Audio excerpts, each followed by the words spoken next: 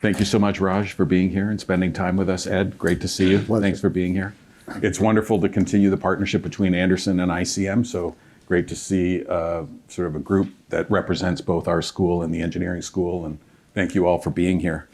So, at the school, we went through a pretty comprehensive strategic plan a few years back, and we decided that data and AI and technologies like AI would be central to what we're doing in our curriculum and core curricular activities. We think it's absolutely critical to transforming virtually every industry, every role. You're a champion for transformation and innovation, and you're also a champion and have a strong vision to make data a central part of the strategy at FedEx. Can you tell us a little bit about how you're using data and emerging technologies like Gen AI in your operations and strategy? Well, thank you, Tony. It's great to be back at UCLA. I've been here several times, and this is the first time I'm sitting inside a classroom, and I'm a little bit nervous. So, the question that you asked is a really critical one for us, because if you think about FedEx these days, a lot of people take FedEx for granted in the sense that the package just shows up. But when we talk about a network, when you talk about a telephone network, everyone gets it. You can pick up the phone and call anybody, anywhere, you get that. But we have the same, but solved a much harder problem. You can pick up a package anywhere in the world and get it to any other part of the world in a couple of days. That is almost impossible to solve. And there are only a couple of companies in the world who can actually do that. And we do it better than anybody else. So that's the foundation of building a network over 50 years, step by step, stick by stick, facility by facility. 700 planes, 5,000 facilities, 200,000 vehicles all around the world is what we have built up. But as a result of building up that infrastructure, we move $2 trillion worth of commerce every year. We connect 3 million businesses to 225 million consumers every single day. And we sit right in the middle of that ecosystem. So I guess my realization very lately, 2020 or so, before the pandemic, was that we were sitting on incredible amount of data, most importantly, insights about the high-value supply chain of the globe. And oh, by the way, prior to the pandemic, if someone like me had come here and started talking about supply chains, nobody would have cared. You'd have probably escorted me out the door. But it became a boardroom conversation soon after the pandemic. So I think that's when really the word supply chain started to resonate and people started to understand at least what it meant in their personal lives even.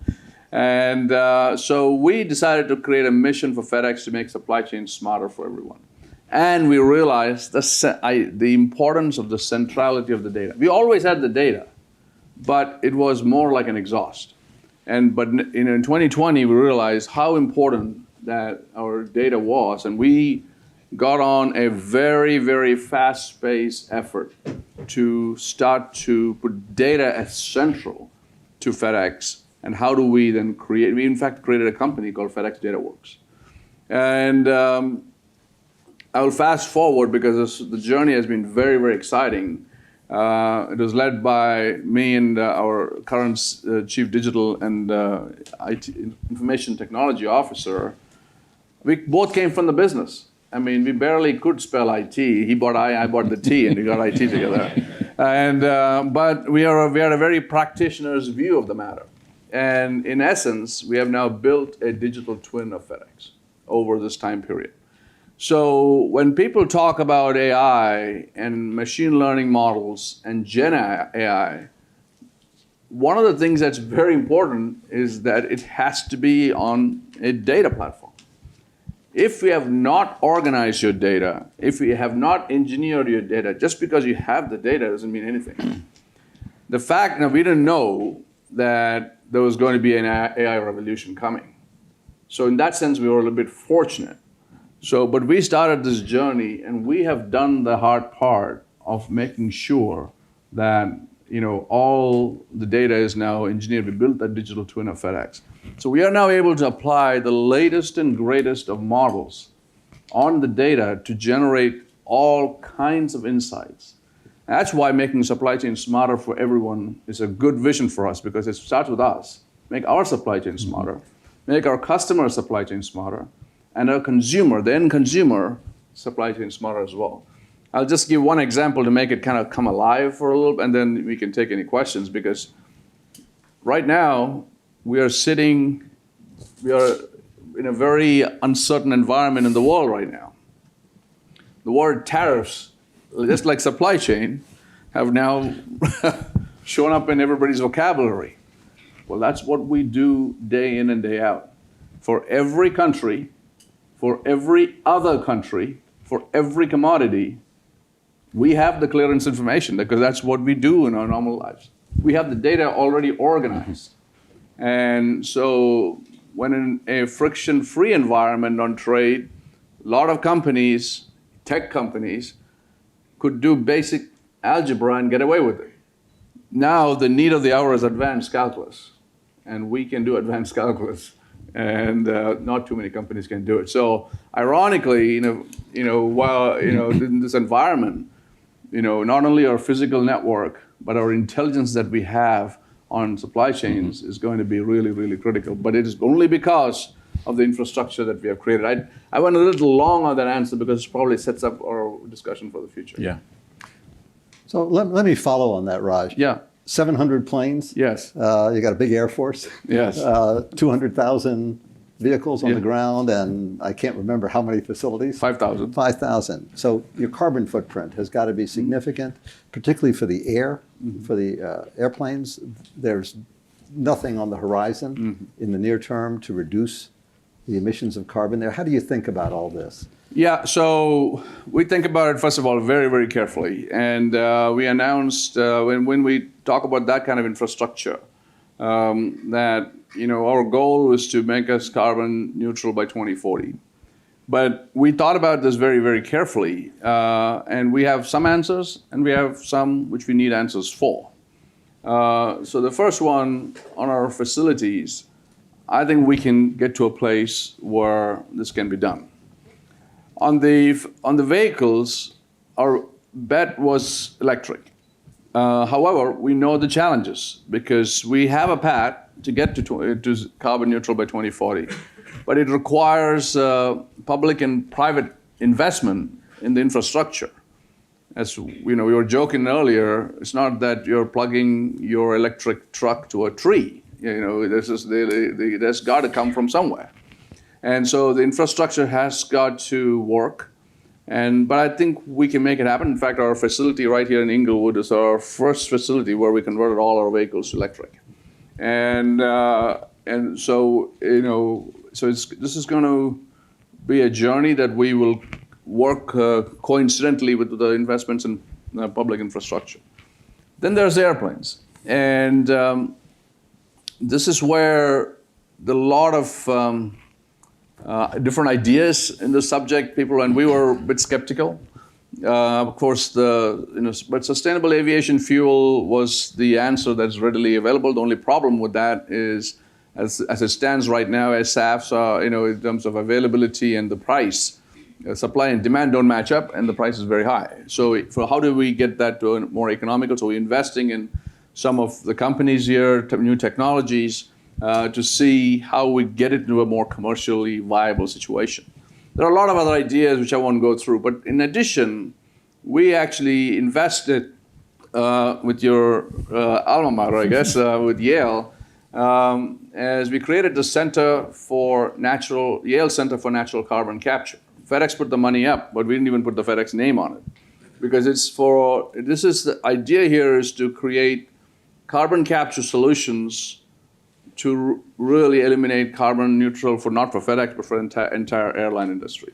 The airlines are responsible for 2 or 3% of the total carbon, but they're much more visible, and we need to find a solution for it. So we are investing on the front end, on fundamental research, because we know that answers are yet to be written on this one.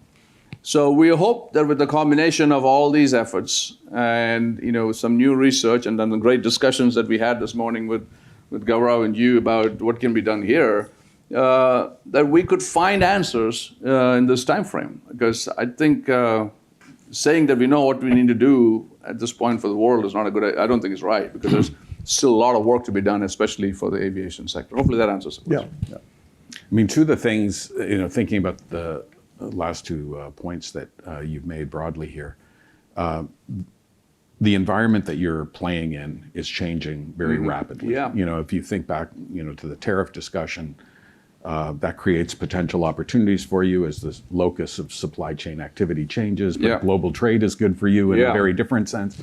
So you've got all this uncertainty, and then there's all kinds of policy potential changes around sustainability and so on. How do you navigate and make strategic decisions in an environment that you don't know what it's going to look like 24 hours, 48 hours from now? Yes. Well, this is a very pertinent question. I just wanted to add one more thing to the previous question, is we also know that Scope 3 emissions are very, very important. So because of the digital footprint that we have created over FedEx, every package has got a fingerprint in our system. Yesterday's package, today's package, tomorrow's package. And every package also has got a carbon footprint. So we are able to now tell you a carbon footprint of our customers' supply chain at a package level, reactively and prospectively. And nobody else can do that. It's only because of the digital infrastructure that we have created that we can do that. So we are able to then do this carbon management for our customers in a very detailed way from a planning perspective, look at what's history at a very, very detailed level. No, everyone else does averages, monthly level, not very accurate, but we have it at a very basic level. So now your question, uncertainty is the order of the day. And from our perspective, we are a referendum on global supply chains, especially high-value supply chains every day. We see from the bottom up. And I see it in 3 different ways. One is on the demand side. So the demand patterns are going to change. The supply chain patterns are going to change. This is where the part about our network is very important. The network is already built. We are here, there, and everywhere. Meaning, if the patterns change, I don't have to do much because we're already connected. And I was in our headquarters for Latin America recently, and they told me in 27 different countries that their inbound volumes are starting to go up suddenly. And that's pattern changing. We can see it and sense it. But I don't have to do anything differently because we're already going there. Even if I have to go to a whole new point, make up a city, all I have to do is connect that city to our nearest point, and suddenly that city is connected to the world, and the world is connected to that city. So it's because of the scale infrastructure that we have, we can do that. So our job is to make sure to sense what's going on, see that they don't wait for some macroeconomic data, see it from our own customers. Even this morning I was driving in, I was already seeing what's going on by individual markets in Asia today. And we should be able to sense and adapt and leverage the scale that we have. So that's on the demand side. Second is the operational. Like I said, we are practitioners. So as clearance changes, these things changes, the rules and the law changes or the policy changes, the number of goods that's going to have to be cleared officially through the system is going to go through the roof. And so we have to get ready for that. And so that's, I think, of all the companies, we have done the really good job of getting ready. I'm not saying it's going to be easy by any stretch of imagination. A lot of it's going to rely on public infrastructure, government's infrastructure. Are they ready? So we will see. But we have to be ready. So operationally, we are ready. And then thirdly, because of the data that we have and because of the intelligence that we have and what it's going to take to actually clear a package. So we were talking to this customer in China last week. They're not a huge customer, huge business, medium business. They do neon signs. So far, if you really think about it, they have 200 different varieties of neon signs. But so far, they just Googled up the classification code, put one classification code on all those 200 different varieties, and got cleared. Starting this week, each and every one of those things is going to get stopped. So they need advanced intelligence to say, using Gen AI, we are now providing basic solutions. You ask basic questions in English, and we integrate into our clearance platform into them, and they ask, well, okay, generates a few basic English questions, and then it generates a classification code that they can use to clear. Now that is what I meant by advanced calculus. So we are proceeding on demand, we're proceeding on operations, we're proceeding on technology, and to manage through this uncertainty, and we have to be very, very dynamic here because this information is changing as we speak. Yeah. What does that mean in terms of capital allocation? Well, I think that's we have to stay very flexible in this regard. And so, we will have an idea of how much overall capital we can spend, but then we have to be flexible in terms of how we allocate it, depending upon where this is going. Firstly, when with the world capacity patterns change, we have to make sure that we move the capacity to the right place. I don't think that's going to fundamentally change the total capital for that, because it's just a matter of being ready for that. But then we have to invest in technology. And I think some of those platforms that we are now talking about that we can have built because of the infrastructure that we built. So I think there's going to be more we think about spending on technological frameworks in addition to some of the physical. I'm going to switch a little bit towards, and by the way, after we have a few more questions, we're going to open it up to all of you. I'm sure you have lots of questions. Sure, I love it. But I actually want to talk to you a little bit about leadership. Yeah. Obviously an important topic here at the school. So you're only the second CEO of FedEx, and you were handpicked by Fred Smith, the legendary founder. I don't know if you know this, but we have an annual John Wooden Global Award, Leadership Award. He was one of our first recipients. One of our first recipients in 2010, and we're very, very proud of that. Yeah. Mm-hmm. I was wondering what leadership lessons you learned from Fred and how that shaped your leadership style. Well, I think I'm very, very fortunate to have had worked very closely, still continue to work very closely with Fred over the years. I think we were just talking about it. He was the longest serving CEO, perhaps 50 years as CEO of FedEx, and so taking over as a CEO is stressful by itself. Taking over from a founder, now that's a whole another level of stress. Not because of anything, it's just because the way I'm built, I guess. The sense of accountability is at a different level. I mean, it's just this baby. Yeah. And I just need to make sure that I don't screw this one up. So, but it's, I'm very grateful that he thought that I would be the person who could take this on and run with it. And so, I've learned a lot from him. I mean, it's not only CEO school over the years, it's his perspectives on the world, whether it's geography, history, just different aspects of, maybe entrepreneurship. It's just incredible. I think he has got an uncanny knack of seeing around the corners here, and people call him visionary. But I think the point about being visionary is not only seeing around corners, but making substantial bets. And then winning on most of them. That's what makes him very, very different. So anyway, that's for me, the perspective from a leadership perspective is pretty straightforward. I think first and foremost, the job of the leader is to make sure that you have a good strategic direction, vision for the organization you're leading. No matter if it's an organization of 4 people, 40 people, or 500,000 people, that's FedEx right now. The same principle holds. You need to have a vision. The sum of all the inputs from your group doesn't make the strategy. It is you're going to have to really think through, based on your experience, your expertise, to lay out a concrete vision for where your organization is going to go, and hopefully you succeed with that. Otherwise, So that's you cannot outsource that. That's one. The second thing is the next very, very important job is to make sure you have the right team that surrounds you that you can execute that vision with. And that is a really critical job. People call it talent, this, that, and the other thing, but at every level, you want to make sure that you have the right set of people around you to move forward and execute that. And then thirdly, kind of get the heck out of the way, because at that point, once you've done 1 and 2, it's about execution. And we believe very, very firmly in servant leadership. Meaning at that point, the job of the leader is to remove barriers for your team to execute. And so we really think about it that way, very much always to see my job is to make sure that we remove the barriers for them to execute. So if I think about those 3 things constantly, I used to think about it when I was a frontline manager to all the way to where my current job is.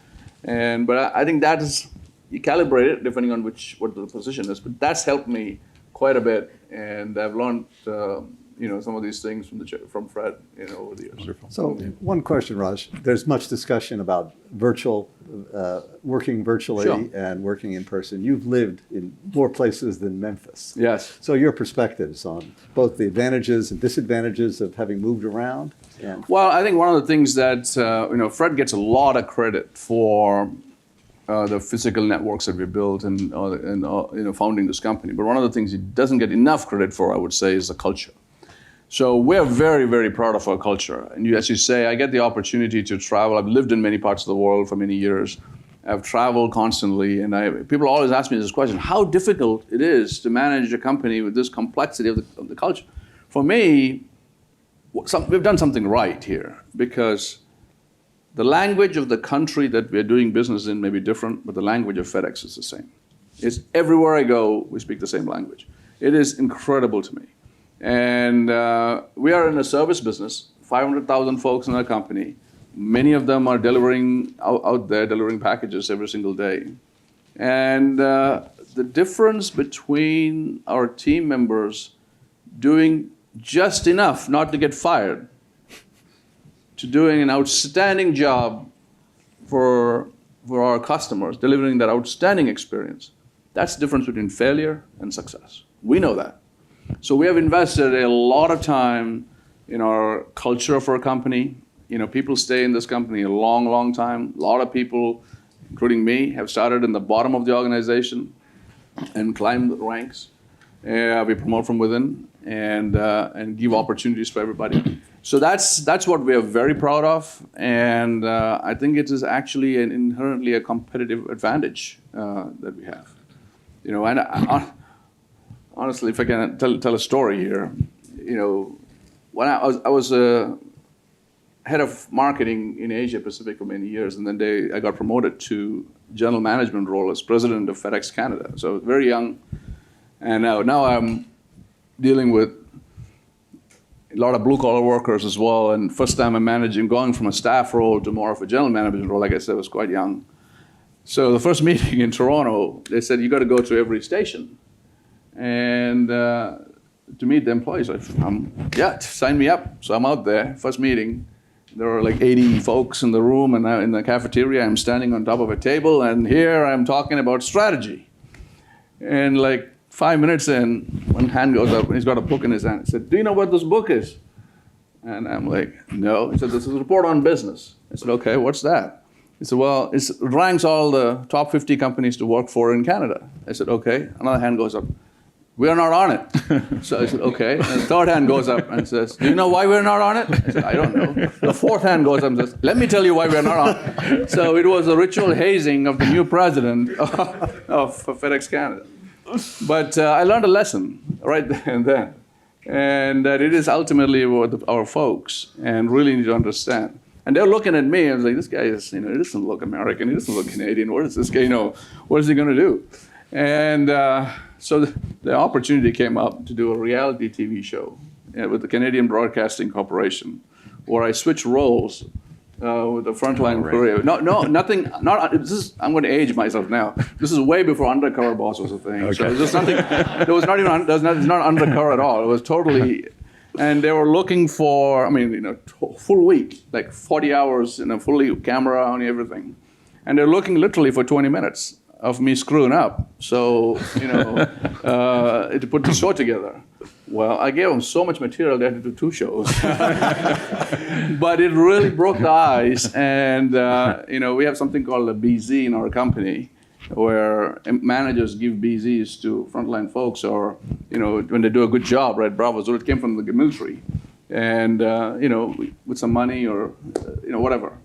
Well, when I left Canada, that station that actually hazed me, they wrote me a big BZ letter. And the first time I think a letter was given from the couriers to the president, and I got several BZs in my life. That's the one BZ that's hanging in my office, framed because but this is all, it tells you a little bit about our culture and how we work. So one aspect of the culture I'd like to just maybe dig into a little bit more. Very innovative company. There's a lot of changes happening now. We talked about some of them earlier.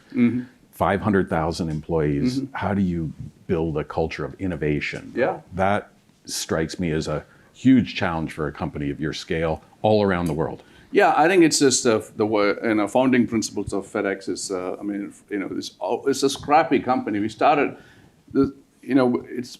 Fred founded not only a company but an industry. It didn't exist. There was no such thing as connecting planes and trucks and delivering packages. It came out of thin air. And it was probably the venture capital company back in the 70s, and it was the first company to hit $1 billion of revenue, the fastest company to get $1 billion of revenue at that point in time. So it was like the original, startup, so to speak. So that culture never went away. I mean, Fred talked about the information about the package being as important as the package itself. And today, if I say, oh yeah, that sounds blasé. But he said that in 1978. And we invented tracking. And so on it went. So never, because we're coming from a small startup and we had a huge behemoth of a competition.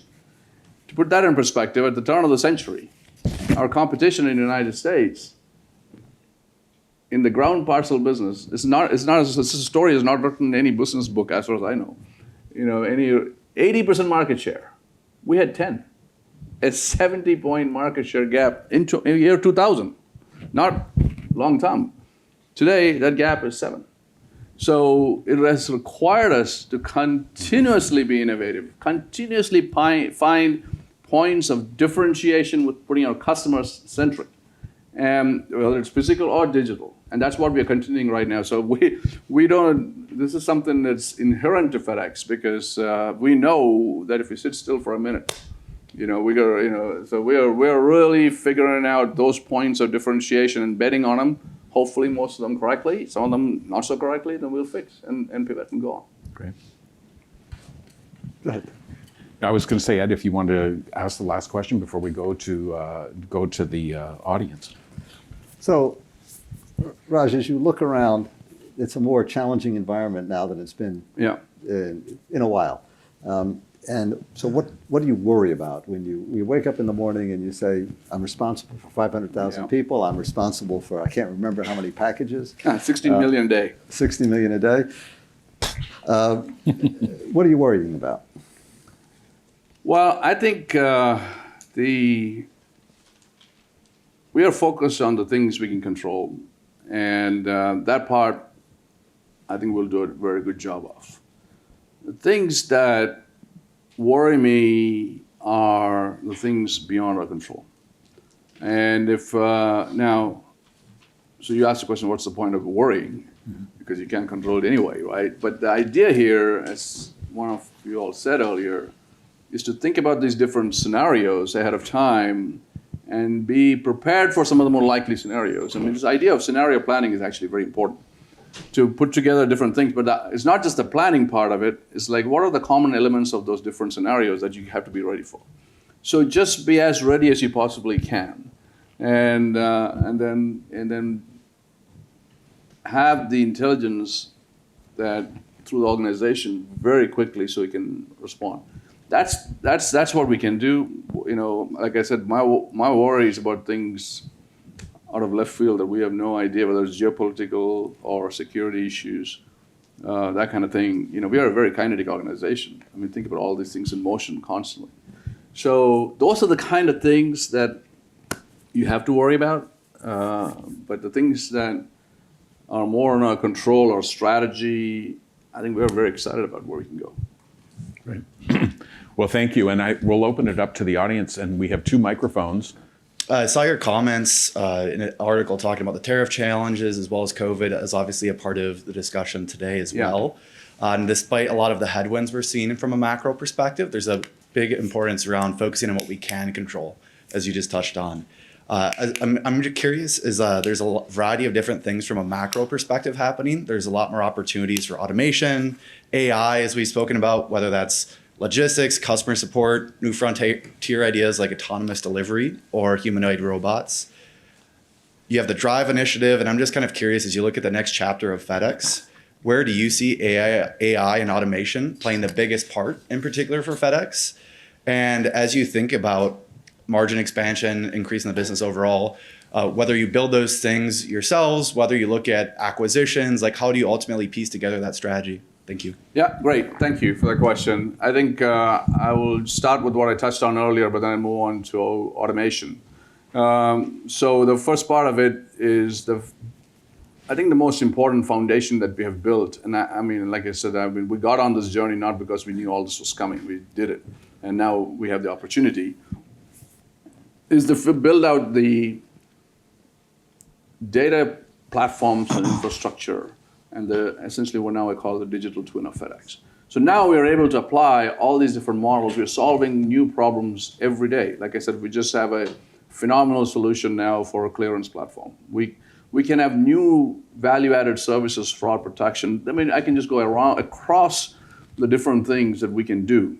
And for each of these things, whether we can build it internally, but also invest in startups who maybe, a lot of startups have great new ideas, but there's no way for them to scale.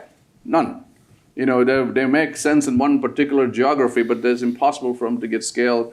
But we can bring scale and the digital footprint now. That's different because a lot of the big companies have the scale, but they have no way to integrate it into a digital-first mindset. We have both. So we are very selective now, very carefully investing in certain companies who can bring those value adds and then bring it in and bring it scaled through the FedEx data platform. And by the way, this data tomorrow is different than yesterday. So it's not like you build it once and it's done. So it's a unique selling point, a moat that nobody else has got. And so that's the way we're thinking about it. Automation is really critical. So if you go to our new facilities, right here in California actually, and many facilities, hubs, we have these humongous buildings that the FedEx hubs, and the packages come in through one end of the hub and they come out at the other end in minutes. Nobody touches it, except when the package is unloaded from the truck and loaded and being loaded onto trucks. Now, we are even now looking at robotics solutions. In fact, I'm headed right after this to Palo Alto to work with this company who actually are doing this great job of figuring out how to use robots to load trucks. Now think about all packages of different sizes, shapes, whatever you can, and the robots trying to figure out. It's like Jenga, and trying to put that together. It's one of the most difficult problems in robotics, and we're going to solve the unloading is a little easier. There's a company we're working with in the East Coast, on the unloading side of the equation. So we are working on all aspects of automation. We're working on different startups. We're working with external companies, and we're bringing all this expertise in because we have real practical opportunities and scaling that we can do within FedEx. Does that make sense? Yes, thank you. Yeah, thank you. Yes, please. My question is centered around Amazon. If I think back about FedEx's ground business maybe a decade plus ago, it was mid-teen operating margin, high return on assets. But then maybe because of this shift from B2B to B2C, it kind of compressed the margins over time. And eventually, I think a few years ago, FedEx cut their relationship with Amazon. Now, when I looked at maybe your main peer here in the US, they maintain a relationship with Amazon. It represents like 10% of their revenues. They've been able to keep their operating margins pretty stable above 10%. So I'm wondering, is there something unique or different about FedEx's business model, maybe their logistics or unit economics that maybe didn't work well with the Amazon relationship? Well, this is a deeper question, but I will hit it at a high level. First of all, the facts are different. I think if you look at our direct comparison versus our operating margin versus our competition, they were here with built scale over since 1906. And so they had all kinds of advantages because of that scale that they've built over the years. And we are much later entrant, 66 years later, and much later entrant into the ground parcel business starting in year 2000. And by the way, those margins now are actually matching up. And oh, by the way, in the last earnings call, they decided they're basically walking away from Amazon. So, we made the right call then. They're making that call now after 5 years or 6 years that we made. So those are the facts. Now, the B2C environment, we have no issues. We'll work with any customer. Amazon is a very respectable customer, and that's not a problem. It's just that we have to make a commercial terms work. The key difference in the operating model is this. At the turn of the century, as I told you, our share was this much, and we took a lot of share, primarily in the B2B space. We operated 2 networks. We had a FedEx Express network and a FedEx Ground network. So 2 trucks coming to this building, one delivering 10 packages, one delivering 8 packages, no problem. Everything else worked perfectly. It was optimized. But now, because 75% of our stops, not packages, stops, are commercial, residential stops, I'm coming to your house, I'm delivering 1 package with 1 truck and another package with another truck. That's not going to work. So we are begun this process over 2-3 years ago of integrating into one network, and that's what we are now working on. We just announced One FedEx Network 2.0, as we call it, and it'll be done in another 2-3. One of the largest scale integrations in any company in America. That's happening as we speak. So we will bring this together. But I want to point out this to you. Even with the 2 networks, our operating margins are roughly the same as our competition. And when we get integrated, they can't go to half a network. They're already there. They're one network. So this is an advantage for us because our fundamentals are better.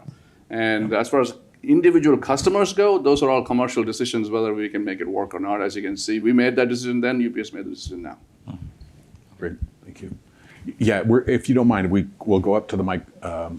We have many students who have your life, great IIT or other strong Indian education starting point, and then a master's degree, and then the MBA. So your life story, we have a lot of successes here who followed that. I have an MBA that's also dated. I graduated 30 years ago in 1995, but I still remember the FedEx case from operations about the guy who can't get through the snowstorm, so he rents the helicopter, delivers the package, and does not get fired. And that's the purple promise that we have. That's a 30-year-old. I've forgotten every other part of my MBA. That's good. I'm glad you remember that. One easy question and 2 just curiosities. The easy question, if they came to you and said, would you ever consider taking over the U.S. Postal Service? And then the second 2 questions, anything about India-U.S. relationships with the vice president's visit? Like, could that be new? And then the third one is, we're interested in our students landing great jobs. So over the next 5 years at FedEx, what do you envision the great MBA job titles to be? So any of those, if you were... Well, that's great. Three pretty deep questions. The first one is by no means easy. But the post office, honestly, USPS today loses about, $8 billion a year. And I think in February they lost like $1 billion for the month. So it's not on a path to sustainable, profitable growth yet. So there's got to be something that has to happen to do that. Given the structures right, all we want from they can do whatever in the post office can do, but all we want is a level playing field, meaning taxpayers cannot subsidize the package delivery business. That's all. Do it, otherwise, no problem. And I don't think privatization is going to be practical at this point, given the nature of what that business is today. And but we'll see. I have no particular insight on it other than the fact that all I'm saying is we need to make sure that there's a level playing field in the package delivery business. That there couldn't be no taxpayer subsidy for that. On the second question, just India. India, US. So I'm honestly, because of the fact that we do business here, there, and everywhere. Now I'm the chairman of the U.S.-China Business Council. I'm the vice chairman of the U.S.-India Strategic Partnership Forum, and I think I had I met with the presidents of United States, China, and the Prime Minister of India in the last 40 days. So I'm kind of in the middle of this right now, and I think, those, if you see the news reports from this morning and last week, that there's the U.S.-India trade conversations have progressed further along. The goal the Prime Minister and the President announced was to go to $500 billion of trade bidirectional by 5 years or something like that. They had a pretty strong goal. And for that, it requires a better trade arrangement framework. So some kind of arrangement is being worked. I mean, it's very difficult to predict any of these things, but at least there's forward momentum in this direction, and we would welcome it 100%. Because I think the opportunity is large here. I think we're completely well below the potential. Now we think we have expanded our focus in India quite significantly. Our goal is to double in 3 years. In the last year, just the year we are on right now, our fiscal year finishes in May. We are growing 50% plus out of India. So it's something that we are staying on top of, but we encourage any conversations that will help and facilitate trade and reduce non-tariff barriers, and that'll be very helpful. So that's where that is. In terms of the students and jobs, I am 100% clear now that at the intersection of physical and digital is where a lot of opportunities lie. A lot of pure tech companies have ruled the roost for the last many years, but a lot of the physical companies have finally figured what I figured out 7 years ago. And there's no way that physical infrastructure, any business, I'm not talking about FedEx, any business is going to be created by anybody else. It's impossible. Nobody else can do it. But we haven't fully leveraged that intelligence that we have in our physical systems and creating that digital layer, which can then become a whole another catalyst. I think the intersection of physical and digital becomes very important going forward. And people and the students who actually come in through the system and can visualize that and bring in the best practices and bring them into the companies, maybe some of the traditional companies, and take them to the next level, there's huge opportunity. I mean, the tech companies are already here. There's a whole lot of things in AI and this and the other thing, but the incremental opportunity is for those far-seeing companies who have been here for a while, but now have thinking how they can leverage the intersection in a different way. That's what I would say. Well, thank you. Yes. I'm personally very interested in automation technologies. Yes. So I have a two-part question for you. One is, what part of your supply chain do you think still has the most potential for innovation in automation technologies? And then on the flip side, is there any part of your supply chain that you see actual minimal strategic benefits in automating? Well, no, we are, this is the part that, packages that gets into, like I said, 16 million packages going through a system every single day. I can imagine how many per second. There's no way we're looking at them piece by piece. It's going through very automated sorts and everything else. So that part of it is fully automated now. And the part that now the robotics challenges are the ones I said, truck loading and unloading, for example, is a real practical problem that we have to figure out. Those are real solutions that we have to, there's no places where we won't go. It's just these are the ones that's coming next. The other thing is, these small packages, some of the e-commerce packages that you all order are small size. So they're typically smaller than what, the big industrial boxes or, things like that. So are there mechanisms to be much, much more efficient in moving small packages through the system? We have huge opportunities to create visibility for all these packages through sensors. And so fundamentally changing what kind of information that's actually coming out of these packages. We have RFID, we have got something called SensorWare, which got temperature, it's got light and all this information about these packages, especially for the healthcare segment of the business, for example. So this is there are a lot of things we can go forward. There's no restriction on what we won't do on this one because it's technology is an inherent part of our journey here. Hopefully that answers your question, Ali. Yeah. Thank you. Yes. We spoke a little bit about some of the investments that you make at FedEx in terms of sustainable aviation fuels, digital transformation, robotics. Just want to get a sense of how you're getting credit for those investments and balancing returning cash to shareholders through dividends and buybacks. What's kind of the way you're thinking about that? and how you kind of discuss that topic with investors? Yeah, it's a great question. And I think the last 2-3 years have been very interesting and counter to our history in the sense that, but it was also following a pandemic. So if we look at the last 3 years, we actually seen our revenue decline. Our market share in every part of the world went up. So our industry has declined even further. So we have gained share in a declining environment is what I would say. And this has never happened in our history before. We never declined. We always grown. And so it's been an interesting journey. But however, you cannot take the last 3 years. You've got to look at the last 5 years. Because we grew $25 billion 2 years in the pandemic. So this is a little bit of a reset. I think we're just bottoming out now, and we'll see how the trade and tariff environment plays out. So the idea is we had to focus on the thing when things go down in a scale infrastructure, we have to really take charge of our cost structure. So what I'm really proud of is our cost structure 3 years ago was $87 billion. And in inflation of what, 9% at that time? Today our cost structure 3 years later is $81 billion.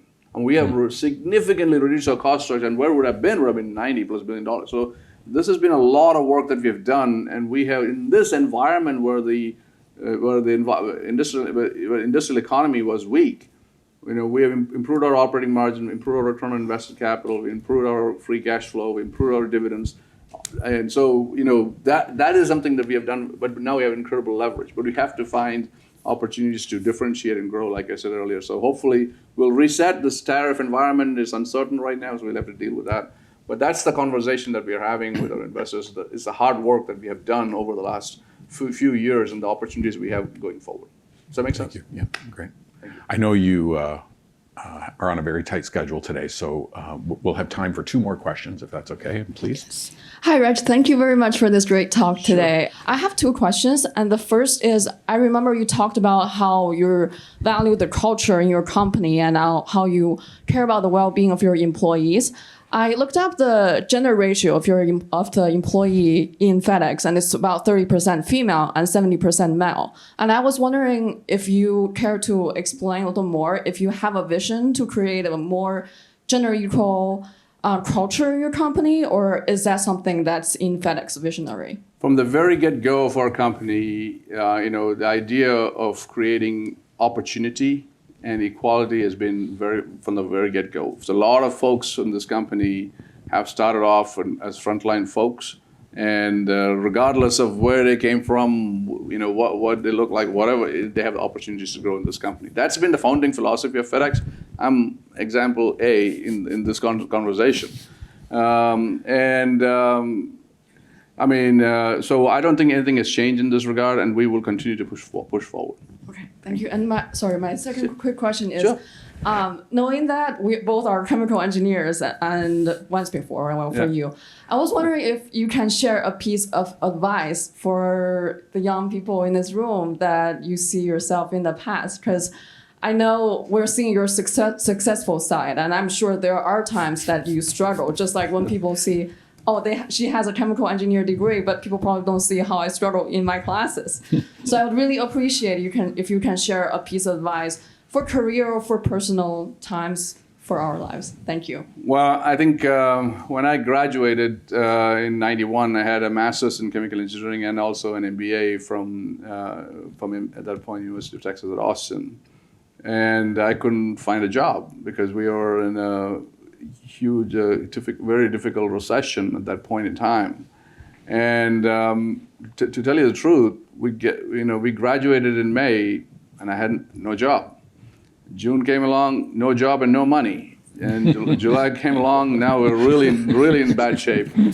And then came along August, and I was coming back to my apartment where I was sharing with a flatmate, and he had decided to go back to his home country because he had no jobs. So he was on the phone, and it was like, no, I can't. He's basically said, I can't do that. I decided to go back in person. I said, who's that? He said, it's FedEx. And they're coming to campus in August. My goodness, And so I said, give me the damn number. Give me the damn number. So I got a number. I called over there, and the gentleman picked up the phone. I said, you just talked to my apartment mate. he is going back. I'm still here. Can I fax you my resume? So I faxed him my resume, and then he said, okay, well, we'll interview you. So he comes to campus, by which time I had gone through hundreds of applications, tens of interviews, and the minute they figured out I didn't have a green card, it was over. So, no more interviews after that. So I was already frustrated, so it was just my last throw of the dice, so to speak. So this is not advice of what to do, but advice of what not to do. I walk into the interview room, there was two gentlemen on the other side of the table, and I walked in, and I didn't say good morning. I did not say hello. I said, I don't have a green card. I said, if that's going to be a problem, then let's not waste your time or mine. Once again, not the best thing to do. Those two people looked at me as if I have two horns coming out of my head and said, son, let's first figure out whether you have what it takes to do a job at FedEx, and let's worry about the paperwork. And the rest is history. So my point only here is that a lot of people go through a lot of difficulties all the time, whether it's chemical engineering or this, that, and the other thing. For me, the good part of it is once I got hired, I was in the lowest level. But the work that Fred was actually driving was international expansion, which required a combination of engineering and business. And I was it was network design, even though chemical engineering, I could handle that. So it was that intersection is where I started my career as an associate marketing analyst, and that helped me a lot. So you'll find the opportunities, you have to take them. The only other advice I would say is that taking calculated risks is very important. But today, I didn't have this vision at all, is that you got to have, if I were to do it all over again, I would be thinking much bigger than I was worried about my next paycheck. I was worried about my next job or that's kind of it. But if I had thought about a little longer horizon, and if I was more confident in myself, then I would have made some different decisions perhaps. But that's. Thank you very much. I'll make sure not to say I don't have a green card. But thank you. Think, Raj, of where you could have gone. The path not taken, goodness, I have two questions also. The first is, with a digital twin of essentially any demand of so many different people across the world, you kind of have a representation of what everyone kind of wants within their life, and you can also kind of, you have a lot of this data inherent to what FedEx is. Is this data also being shared with other companies or being sold to other companies? And if so, is it just to other companies, or is it also to other countries, where maybe a country can get an understanding of, oh, you said that maybe in South America a bit of the demand increased as a result of some of the tariffs. So I'm just wondering on that whole ecosystem. You're onto something here, because what we have done for now is, because of this data platform that we have and our mission of making supply chain smarter for everyone, what we are now having conversations with our customers, in fact implementing them, is how do we share our data on a platform. And so I'll give you an example. The retailers have assets that are stores, and they're fantastic infrastructure. We have transportation infrastructure. Imagine when you put it together, now suddenly retailers have an e-tail strategy. And this was an insight I got. We were thinking about it back in 2019 and 2020. We just didn't know how to put it together. But the answer was technology. The physical infrastructure only comes together if the information flows. And so, for example, when some of the biggest retailers in this country, when you go and order on their website, FedEx is right behind them. So that information passes seamlessly through a data exchange platform. It goes first of all, to FedEx, and we get the information about the package that's coming into a network 12 hours in advance of what it would have been. And oh, by the way, 12 hours is a lifetime for FedEx. We can synchronize our assets requirement for that package, and I'm talking about millions now. Similarly, on the other side, we are able to tell them where to fulfill that package to get it to your house by Thursday, because we know the weather conditions, we know the traffic patterns, we know the network conditions. So that information passes along. And oh, by the way, the deep learning model that's running now is enhances the predictability of that package. So we can tell you, the consumer, that this is coming at Thursday at 2 o'clock. So that's the kind of thing that we are now already doing. But now we also realize, we know, in that street, in that zip code, how much pet food was sold. We can tell you how many Nike shoes were sold. We can protect the individual information so that privacy is protected, but there's a level of information aggregation that makes sense for several people to have. So we're going to create some data marts and see how we can manage that. But first order priority is make sure our customer supply chains get smarter along with ours using technology. But there's, like I said, we're just getting started. There's a lot of scope.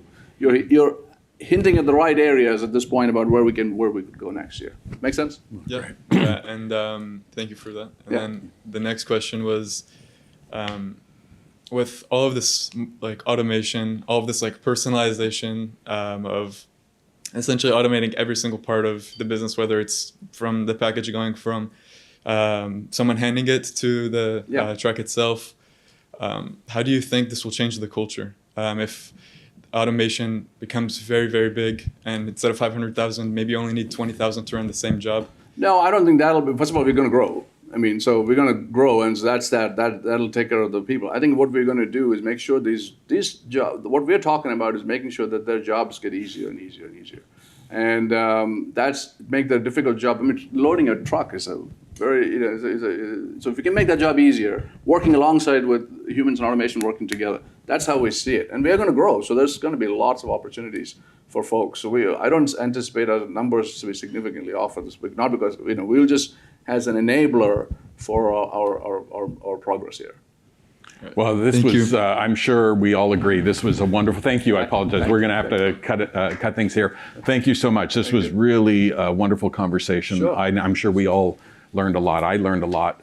Ed, do you want to I enjoyed the questions. Yeah, much, thank very you. Much. Yeah, just terrific. And, I think of all that you told us, not having a green card and going into that, I will never forget that story. We all have a story like that. Everyone has this. And I think David has something here for Yes, you. Raj, we have a couple gifts for you. Thank you. That's from the Thank you. Oh, thank you very much. This is, I think, from Phil. Thank you very much. Yeah, thank you.